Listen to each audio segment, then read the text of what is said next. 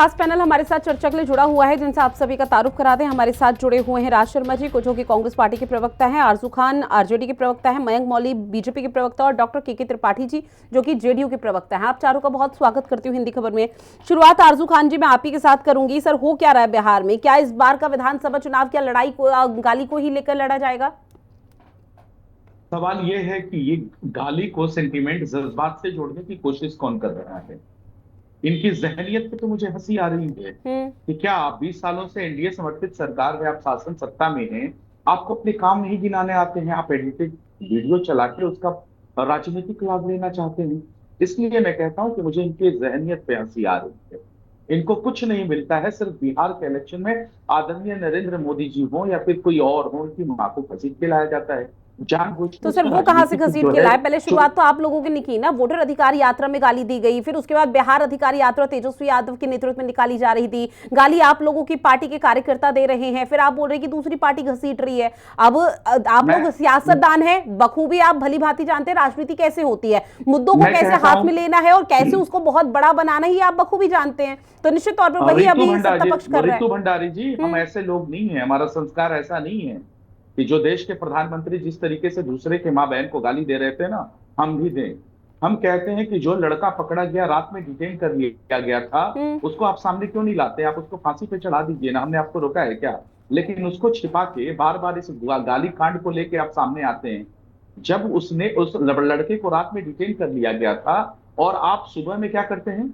आप आंदोलन करते हैं सिर्फ बिहार प्रदेश में और आके बड़ी बड़ी बातें करते हैं। और उस आंदोलन की आंदोलन के अंदर आप क्या करते हैं? सदाकत आश्रम जाते हैं, वहां बंद पड़ी गेट को तोड़ते हैं, वहां अंदर खड़े ट्रक के शीशे तोड़ते हैं, फिर वहां ठीक जो है। गरीब वंचित शोषित तबके से आने वाला जो हम्म। कर्मचारी है उसके ऊपर जानलेवा हमला करते हैं। और किसको उसको लीड कौन करता है? तीन वो मंत्री जो खुद गाली देते हैं। संजय सरगोशी थे जो कि विधानसभा के अंदर महबूब आलम को मां बहन की गाली दे रहे थे।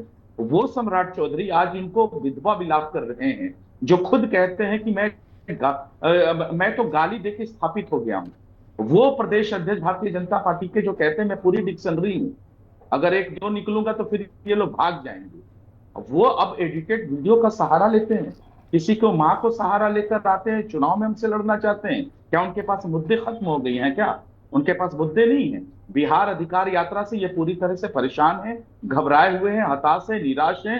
जो जन सैलाब होना ठीक है है, अब बिहार उसको अधिकार यात्रा एडिट से वीडियो बीजेपी का। और जेडीयू पूरी तरह से डरी हुई है, इसी वजह से वो इस तरह के मुद्दे लेकर आ रही है। राज शर्मा जी, आपके पास आते हुए सर, चूंकि देखिए हमेशा से बीजेपी का ये कहना रहा है कि जब जब अब विपक्षी पार्टियों की तरफ से मोदी को या फिर तमाम बीजेपी पार्टी के लोगों को गाली दी जाती है, तो उस दौरान फायदा किसका होता है? एनडीए का या फिर बीजेपी का? तो कहीं ऐसा तो नहीं कि रायता आप लोगों की तरफ से पहले खुद फैलाया जा रहा है, फिर कल को अगर वोट कम आते हैं बिहार में तब ये कह दिया जाए कि भाई वोट चोरी हो गए?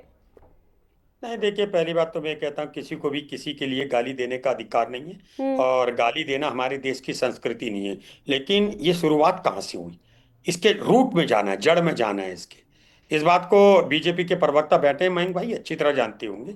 जब आप दूसरे की घर की औरतों को गाली दे सकते हैं, निश्चित को उसी वक्त आप अपने घर को गाली दिलाने के लिए एक पौधा बो चुके होते हैं। मुझे लगता है वो पौधा थोड़ा सींच गया है। और रही बात, अभी देखिए आरजेडी के प्रवक्ता मेरे भाई कह रहे थे कि वो लड़के को, आरजू खान साहब की लड़के को डिटेन कर लिया, वो लड़का है कहाँ? जी। अरे, उसको कोई रोक रहा हो, तेजस्वी जी उसके लिए थाने में जा रहे हो, आरजू खान जा रहे हो, हैं कोई दूसरा जा रहा हो, तब तो हम हैं। अच्छा, इतनी भीड़ हो रही होती है, जैसे आपने मुझे बुलाया है, मैं बोल रहा हूं, आपको नहीं पता कि मैं किस शब्दों का इस्तेमाल कर रहा हूं। आपको नहीं पता होता हम कब बोलते बोलते क्या बोल जाते हैं। हम्म। अगर बोल जाए तो उसमें कल्प्रिट आप नहीं होती हो। भाई, मंच में बैठे हैं, हर एक का मुंह नहीं सिल सकते। और एक और बात है, भारतीय जनता पार्टी अगर समझदार है, इन्हें हमें कहने में कोई वो नहीं होता कि इनको बड़े प्यार से चुना गया था, लेकिन अब उतने ही प्यार से नफरत भी करती है। और भारतीय जनता पार्टी यही कारण है इधर उधर की बातें करती है। अरे भाई, प्रधानमंत्री है, कोई KG NKG first second third class का बच्चा नहीं है कि मम्मी मम्मी उसने मुझे माँ की गाली दी। कोई किसी की माँ को गाली नहीं दे रहा भाई, कोई नहीं दे रहा है। पहले आप सुधरिए। घर का बुजुर्ग ही खराब है, घर का बुजुर्ग ही दूसरे घरों की महिलाओं को गाली, विधवा कहीं कुछ कह देता है, सिंदूर कहीं कुछ कह देता है, तो फिर अपने में भी आएगी और मैं तो आज कहता हूं एक उंगली अगर मैं मयंक की तरफ उठाऊंगा, मयंक भाई की, 4 मेरी तरफ होती है। निश्चित तौर पर आज आपने वही बहुत पत्ते सही सींच बात गए। कही है कि अगर एक उंगली किसी की तरफ उठाई जा रही है तो 4 उंगली हमारी तरफ खुद उठ रही है। लेकिन सर मुझको ये बताइए कि ठीक है, मैं इस चीज का दर्द समझ सकती हूँ कि किसी भी महिला को जो भी तमाम चीजों का जिक्र आप लोग कर रहे हैं कांग्रेस पार्टी की तरफ से सोशल मीडिया पर किया जा रहा है, वो चाहे नरेंद्र मोदी हो या फिर खुद बीजेपी के तमाम दिग्गज ही क्यों ना हो, उन्हें इस तरह के अपशब्दों का इस्तेमाल नहीं करना चाहिए, चाहे वो किसी की मां हो, किसी की बहन हो या किसी की धर्मपत्नी ही क्यों ना हो। लेकिन मुझे ये बताइए कि जो बीजेपी ने किया, क्या अब उसी राह पर कांग्रेस और आरजेडी भी चलेगी? नहीं, नहीं चलना चाहिए। तो क्यों ये हमें गालीबाज अच्छी के लीगेसी जो गाली सीखनी कांड है वो चाहिए। लगातार सामने आ रहे हैं? फिर क्या मैं ये जानना चाहता हूं, जिस लड़के ने गाली दी, मैं उसकी कोई इत्तेफाक नहीं रखता, उसका वकील नहीं बनना चाहता, उसकी तरफ नहीं जाना चाहता। मैं तो चाहता हूं उसको सजा दें, जो कि आने वाले के लिए एक सबक बन सके, ठीक एक है। लेसन मिल सके कि कोई हाँ। गाली ना दे सके। हाँ, मेरे जैसा व्यक्ति या मान लो तेजस्वी जी गलत बोले, उनकी माफी भी नहीं है। लीजिए, मैं खुलेआम कहता हूं, ठीक है। अगर मान लो मेरा नेता गाली दे, नेता अगर गाली दे, उसकी माफी नहीं है। उसको तो मैं कहता हूं पब्लिक को दरकिनारा कर देना चाहिए। आप अपने काम गिनाइए, मैं अपने काम गिनाऊं, मयंक भाई अपने काम गिनाए। या ये मत कहिए कि नेहरू जी के जमाने में क्या होता था, इंदिरा जी के जमाने में क्या होता था। भाई ये निश्चित बात है कि हमारे 2 टर्म में कुछ अपेक्षाओं पे हम खरे नहीं उतर पाएंगे। हमारी ठीक है। नीयत अच्छी होगी, नीति गलत हो गई होगी। अब आप 11 साल का हिसाब दो। मैं दावे के संग कहता हूं, मयंक भाई बोलेंगे, मैं राहुल जी, इंदिरा जी, इनके नाम के बिना इनकी मनोर कहानियां पूरी नहीं ठीक है, होगी। मयंक तो मौली मैं जी इस के चीज पास से ही चले जाती हूँ। मैं मयंक मौली जी आपके पास आते हुए, अगर आरजेडी के मंच से या कांग्रेस पार्टी के मंच से किसी भी तरह की कोई गाली या अब्यूज शब्द या अमर्यादित शब्दों का इस्तेमाल किया जाता है, तो सर वो उन नेताओं ने तो नहीं किया, तो क्यों इसे एक अलग सा प्रोपेगेंडा सेट करने की कोशिश की जा रही है और उसी के आधार पर अपने जनादेश को मजबूत करने की कोशिश की जा रही है? 1 दशक से बिहार में बीजेपी और यहाँ पर जेडीयू की सरकार है, बीच बीच में आरजेडी जरूर आई, बीजेपी भले ही नहीं थी, लेकिन 1 दशक से ज्यादा का समय हो चुका है, तो अपने कामों को गिनाकर वोट बैंक मजबूत कीजिए ना। देखिए मैम, सबसे पहले मैं अपनी बात की शुरुआत इस बात से करना चाहूंगा, जो अभी प्रखर प्रवक्ताओं को भी मैंने सुना कि प्रोपेगेंडा प्रोपेगेंडा। देखिए, मैं बात किसी गाली तो है ही। देखिए, सबसे पहली बात, 100 वर्ष की महिला जो कि अब जिनका देह भी कई दुनिया में नहीं है, जो कि स्वर्गवासी हो चुकी है, उनको बार बार क्यों कथित तौर पर गाली दे रही है? हाँ। हमें उसके पीछे का कारण जानना होगा। कारण ये है कि एक कहिए कि पिछड़े समाज से आया हुआ एक व्यक्ति विगत 11 वर्षों से देश का प्रधानमंत्री है, जो इनको पछता नहीं। ठीक है। दूसरी बात, ये बड़ा माई बहन योजना और बकायदा महिला सम्मान की बात करते हैं, बड़ी बड़ी योजनाएं चला रही हैं। तो अभी ज्यादा दिन पुरानी बातें नहीं है, जबकि इन्हीं के घर की जो बहू को इनकी नेताजी ने, बकायदा आदरणीय राबड़ी देवी जी ने, जिन्हें हमारे नेताओं, हम सब उन्हें माँ के बराबर का दर्जा देते हैं। ये दूसरी बात है कि उधर से वैसी हम अपेक्षा नहीं कर सकते। अपनी बहू का जो बाल नोच के घर से बाहर निकाल देती हो, इनके अगर पिताजी के दौर, आदरणीय लालू प्रसाद यादव जी का दौर अगर हम याद करें, तो बलात्कार पोषित पार्टी हमें उसे कहना ज्यादा सही कहेंगे, क्योंकि चाहे चंपा विश्वास कांड रहा हो, चाहे अलग महिलाओं के दिन दहाड़े उठा लेने की घटनाएं हो, वो सारी घटनाएं बिहार अभी भूला नहीं है। वो सारी घटना, और ये आरजेडी के कोर डीएनए में महिला का असम्मान, महिला का शोषण, महिला को प्रताड़ित करना और महिला विरोधी होना बकायदा इनके डीएनए में इन्फ्यूज सर, एक करके लौट रहे हैं, इसका जवाब जरूर दीजिएगा, लेकिन एक बार कंप्लीट हो जाए। जो अभी भी देखा, अभी उस दौरान जब हुआ था कि चलिए इन लोगों ने बहाने दे दिए कि हमारे नेता तो उस मंच पे मौजूद नहीं थे ना, अगर किसी कार्यकर्ता ने गाली दे दी तो दे दी। अभी तो आपके नेता सामने खड़े हैं, आपका सिटिंग विधायक सामने खड़ा है, उसके सामने गाली दी जा रही है और बकायदा देखा जा रहा है कि तेजस्वी यादव जी और उनके नेता जो विधायक जी बगल में खड़े हैं, मंच से बकायदा वो उसका वो क्या बोलते हैं उसको, आगे प्रेस कर रहे हैं उन चीजों को, वो रोक नहीं रहे हैं। अगर मान लीजिए मैं, जैसे कांग्रेस के प्रवक्ता साहब ने कहा, शर्मा जी ने, कि भाई उसमें नेता की क्या गलती है? नेता के कानों में आवाज जरूर जा रही थी। नेता अगर सेंसिबल होता, नेता अगर बिल्कुल जायज होता, नेता बिल्कुल रोकता है ऐसे लोगों को, असामाजिक तत्व अगर आपके पार्टी में। तो जो पार्टी ही असामाजिक तत्वों की है, उस पार्टी से आप क्या अपेक्षा करते हैं राजनीतिक सुचिता की? मैं आपको पहले ही बताऊं, राजद में सिर्फ 3 कैटेगरी के नेता होते हैं मैम, जिसको बिहार में एक शब्द बोलते हैं लफुआ, जिसको कहते हैं कि स्टार्टिंग में लफुआ, मध्य लफुआ और उच्च लफुआ। तो इनके यहाँ जो है वो 3 कैटेगरी के जो लफुआ वाली पार्टी है ना, आपको किसी राजनीतिक सुचिता की उम्मीद नहीं की जा सकती। और जो इनके प्रदेश अध्यक्ष अरे मंच से खड़े होकर के पूरा बाल साफ करो की बात कहते हो, आप बिहारियों को लफुआ कहिएगा? कौन सी कैटेगरी आप बता रहे हैं? जिसको देश के प्रधानमंत्री ने लफुआ कहा, जिसको कहा भ्रष्टाचारी, को अपने पार्टी में रख लिया, शर्म नहीं आती है? ऐसे बड़े बड़े लफाजी करते हैं आप, लफाजी सिर्फ करते हैं आप। पेट में दर्द हो रहा है साहब, मुझे अपनी ये सिर्फ लफाजी करने आते हैं आप। मैं भी आपको बोलने नहीं दूंगा, आप नहीं बोल बात मुद्दों की नहीं करना है, हाथ को लेके चले आते हैं, सेंटिमेंट के साथ। धमकी है जज्बात तो पे मौलवी काम साहब नहीं। आपकी खुलेआम और धमकी है। इलेक्शन में उससे जब जीतना आप चाहते चैनल हैं। पे बैठ के धमकी दे सकते हो तो बाद में तो आप कुछ भी कर सकते ठीक हो। है सर, एक एक करके अगर चर्चा को आगे बढ़ाए तो ज्यादा सही रहेगा। लेकिन मयंक मौलवी जी, एक सवाल तो यहाँ पर आपकी तरफ, हमारे सभी की तरफ से उठ रहा है। मयंक मौलवी जी, आवाज पहुंच रही है सर? जो परिवार ठीक है मयंक मौलवी जी, सर अब अगर आवाज पहुंच रही है, जिस तरह से आपने आरजेडी का शासन गिनाया उसी तरह से सवाल देखिए आप पर भी उठेंगे, क्योंकि सवाल अगर उठाया जाएगा तो सवाल फिर बीजेपी पे खुद भी उठने हैं। कांग्रेस पार्टी बोल तो रही है कि ठीक है आपके यहाँ पर कई गाली दी गई, वो गाली नहीं देनी चाहिए, उसका समर्थन हम नहीं करते, निंदा करते हैं। लेकिन सर जब बीजेपी के शासन नहीं था या कांग्रेस पार्टी का शासन हुआ करता था, तब भी तो कई दिग्गजों की तरफ से गाली दी गई, सोनिया गांधी को तो भला बुरा कहा गया। तो वही तो पूछा जा रहा है कि सवाल उठाएंगे तो सवाल उठेंगे फिर। डायरेक्ट नाम लेके आज अरे स्वर्गवासी आपके माता जी नेता ने तो एक औरत की कीमत लगा दी,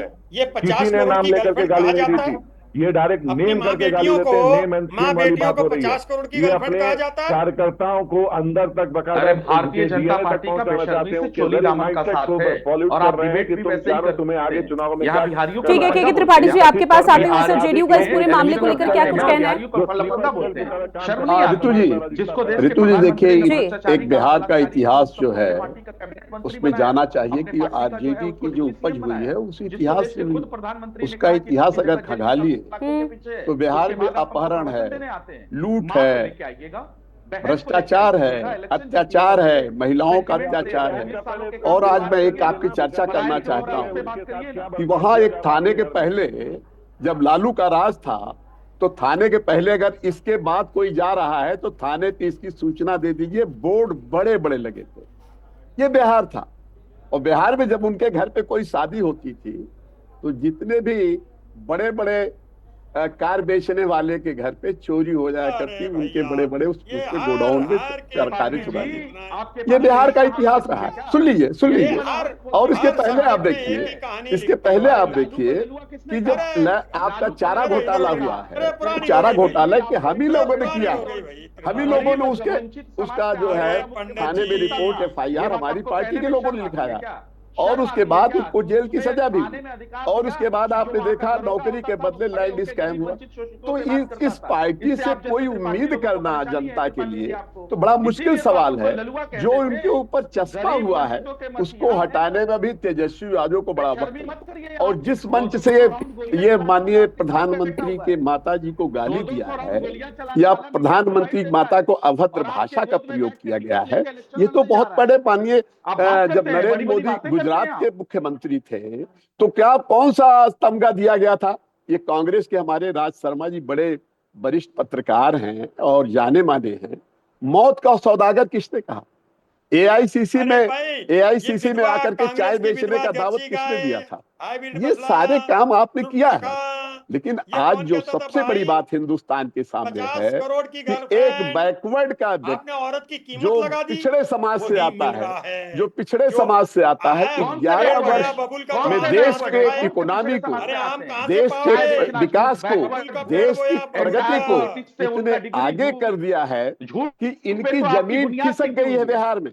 और SIR लेके आए थे, लेकिन एक भी जन आंदोलन SIR लेके आए थे जब माननीय राहुल जी और तेजस्वी जी, तो उस SIR के पक्ष में एक भी जनता वहां नहीं खड़ी हुई और SIR खुश हो गया।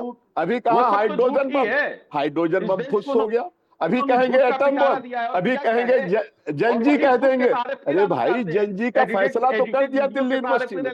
1 लाख शर्मा जी, 1 लाख वोटर में 3 सीटें मिली है। आप किसको कहते फरमा रहे? किसको कहते हो चोरी गद्दी छोड़, वोट छोड़ गद्दी छोड़? अरे भाई, इसको मत कहिए।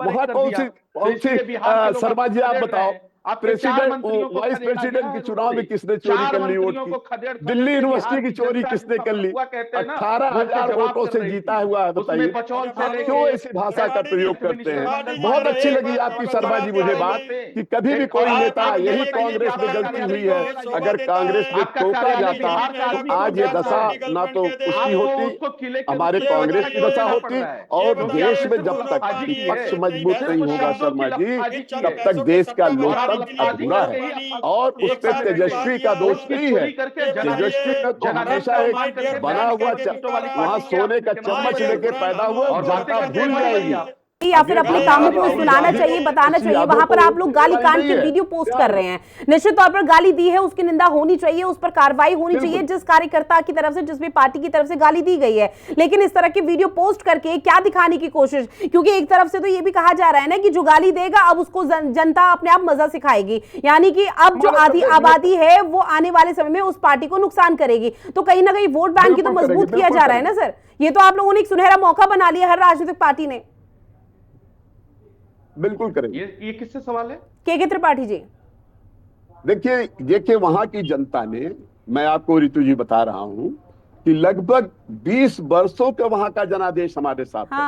माननीय नीतीश कुमार का दामन इतना साफ है, न एक भ्रष्टाचार का दाग है, और देश की 3 बार देश के जो सबसे बड़े कैबिनेट मिनिस्टर रहे हों उनके ऊपर एक भी दाग नहीं है। और बिहार को विकास के रास्ते पे जहां आप खड़े पा रहे हैं। आरजू खान जी, राज शर्मा जी, अपनी बारी का तो इंतजार कीजिए सर, रुक जाइए, एक बार कंप्लीट हो जाए फिर मैं आप दोनों के पास आ रही हूँ। ऐसे बीच में बार बार इंटरप्ट करना मुझे भी सही नहीं लगता सर। बच्चों की तरह बोलना पड़ता है, चुप हो जाइए चुप हो जाइए चुप हो जाइए, लेकिन आप लोग बीच में फिर वापस से इंटरप्ट करते हैं। ऐसे चर्चा करनी है तो नहीं हो पाएगी। एक बार सुन लीजिए आरजू खान जी। आरजू जी, आवाज पहुंच रही है सर आप तक?